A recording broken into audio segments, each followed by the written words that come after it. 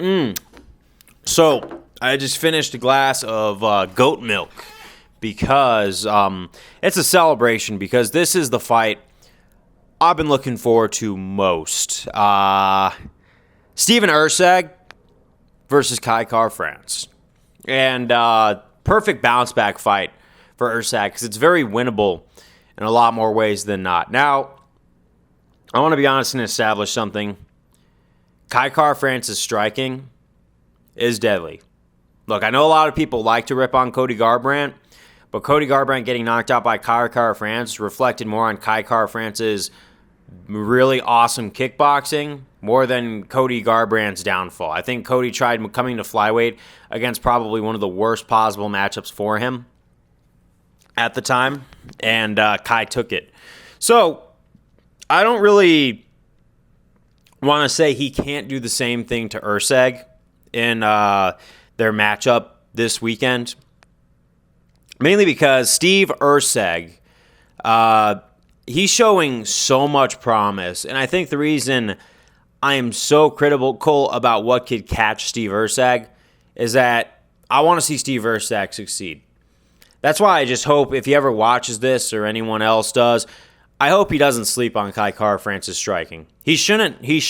You know, I think that he's so dialed in and he knows what he's got to lose from this fight if it goes wrong that, you know, he's going to focus on maintaining distance. He's got the reach advantage. He's definitely got hands himself, and if he touches you up, he could put some people to sleep. Plus, not just that, not only is his striking pretty fine-tuned and way better than we wanted to admit, but let's look at his grappling. I think that he's got more grappling credentials than Kai France does, to the point where if we see him take down Kai France, I think it's going to be a long night for Kai. But Erceg, despite not having too many fights in the UFC, already getting a title shot, coming in seemingly out of nowhere where a lot of people were basically saying, okay, who is this guy that they're throwing up against the title fight? Like, everyone was like, I was concerned when I saw that post at first because I was just like, man, Pantoja really has finished flyweight. Like, flyweight's nearly over because we all see flyweight as this fluctuating division of having worth, having marketability, and then the champ moving on to bantamweight or something like that. Or then there's like a rivalry like Davidson Figueiredo versus Brendan Moreno that keeps the division going, but eventually it has to come to an end. And they become so dependent on one person. First it's Demetrius Johnson, then it's Henry Cejudo, and then it's Figueiredo, but Brendan Moreno, and then that rivalry is super sellable. And Kai France, obviously, I know that he lost to Brendan Moreno when Moreno won the interim title. So he is very beatable, very hittable, and you can beat him with some really good striking.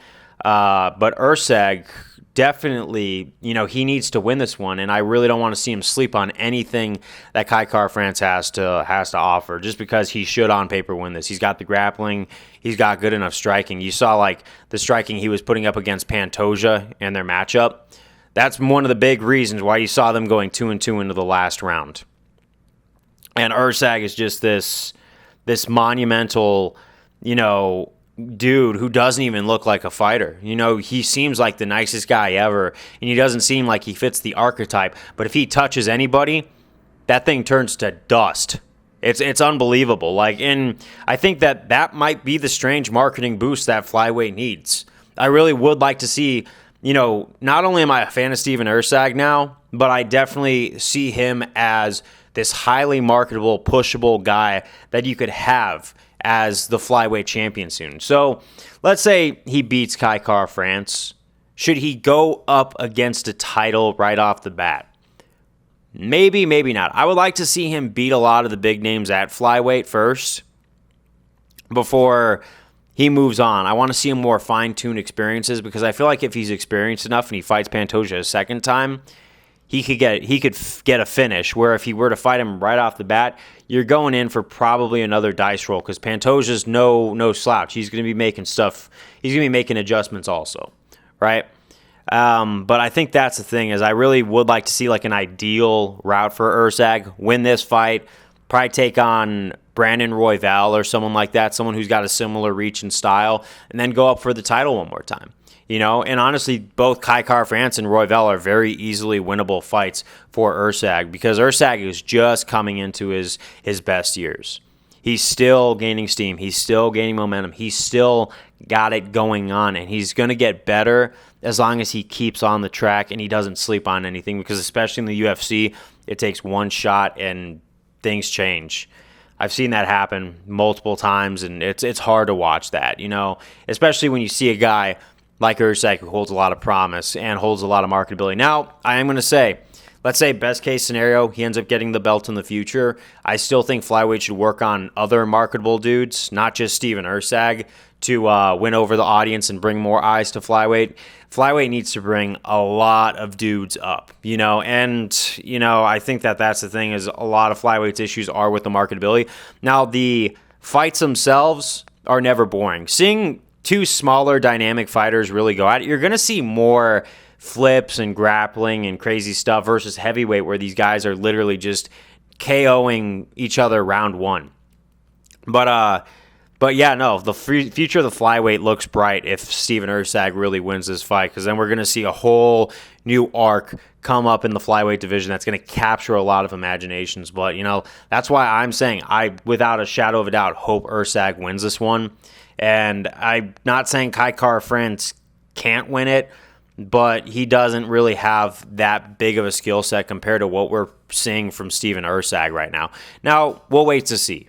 We'll see. I could be completely wrong. Kai could win this one, and then I don't know what's going to happen to the flyweight division after that. But, I'm just looking forward to this fight, and I have my fingers crossed for Steven. I'm going to stop talking your ear off. I'm just really excited for this fight, and I want to see it go far. But, yeah, that's what I got to say. Peace out. Yeah.